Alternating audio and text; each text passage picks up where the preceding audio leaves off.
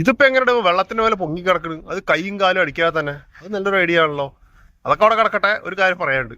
നിങ്ങൾ കുറേ പേര് വിചാരിക്കും സ്വന്തമായിട്ടൊരു കണ്ടന്റ് ഇല്ലേ, സ്വന്തമായിട്ടൊരു വീഡിയോ ഇല്ലേ, എപ്പോഴും അവിടെ നിന്ന് ഇവിടത്തൊക്കെ എടുത്തിടണമെന്നുള്ളത്. ശരി തന്നെയാണ്, നിങ്ങൾ പറഞ്ഞ ഒരു തെറ്റുമില്ല. എൻ്റെ വീഡിയോസിൽ പോയി കഴിഞ്ഞാൽ അവിടെ സ്വന്തമായിട്ടും ചെയ്തത് കുറച്ച് കഴിവുകൾ അവിടെ ഉണ്ട്.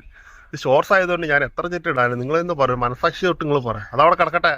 സ്വന്തമായിട്ട് വേണമെങ്കിൽ അത് ഈ റീൽസ് നിങ്ങൾ പിടിച്ചു കേട്ടോ. അതാ ഞാൻ തന്നെ വെള്ളത്തിന് മേലെ പൊങ്ങി കിടക്കണം. ഇതെങ്ങനെ ചോദിച്ചു കഴിഞ്ഞാൽ ശ്വാസം വലിച്ച് ഹോൾഡ് ചെയ്ത് വെക്കുക, ഓട്ടോമാറ്റിക് പൊന്തി കിടന്നു. അത് നീന്തൽ അറിയുന്നവർക്ക് മാത്രമേ ചെയ്യാൻ പറ്റില്ല കേട്ടോ. നീന്തൽ അറിയാത്തവർ ശ്വാസം വലിച്ചു പിടിച്ചാൽ ആഴത്തിൽ പോയി ചാടി കഴിഞ്ഞാൽ ഡ്രീം ടു സ്വിമ്മിൽ അദ്ദേഹം അയ്യാട്ടം പോയി പറഞ്ഞതാണ്. അതുകൊണ്ട് ഞാൻ പോയി ചാടിയതാണ് പറയാൻ പാടില്ല. ഇപ്പം എന്തൊക്കെയോ യൂട്യൂബിൽ എന്തൊക്കെ പറഞ്ഞിട്ടുണ്ടല്ലോ, എന്തൊക്കെ ഡേറ്റ് എടുത്ത് ഒരാൾ മരണപ്പെട്ടു യൂട്യൂബ് വീഡിയോസ് നോക്കിയിട്ട്. ഞാൻ അത് പറയില്ല, അതവിടെ കിടക്കട്ടെ. അതായത് നീന്തൽ പഠിച്ചിട്ട് ഇങ്ങനെ ഓരോ അടവുകളൊക്കെ ട്രൈ ചെയ്ത് പഠിക്കുക കേട്ടോ. അത് ആഴം കുറഞ്ഞ സ്ഥലങ്ങളിൽ ഫസ്റ്റ് നോക്കുക, കാല് മടക്കിയിട്ട് നോക്കുക, എന്നിട്ട് ആഴം കൂടിയ സ്ഥലത്ത് പോയി ട്രൈ ചെയ്ത് നോക്കുക കേട്ടോ. നീന്താൻ പഠിക്കണം. ഓക്കെ, നീന്താൻ അറിയാത്തവർ ഒരിക്കലും ഇങ്ങനത്തെ അടവുകൾ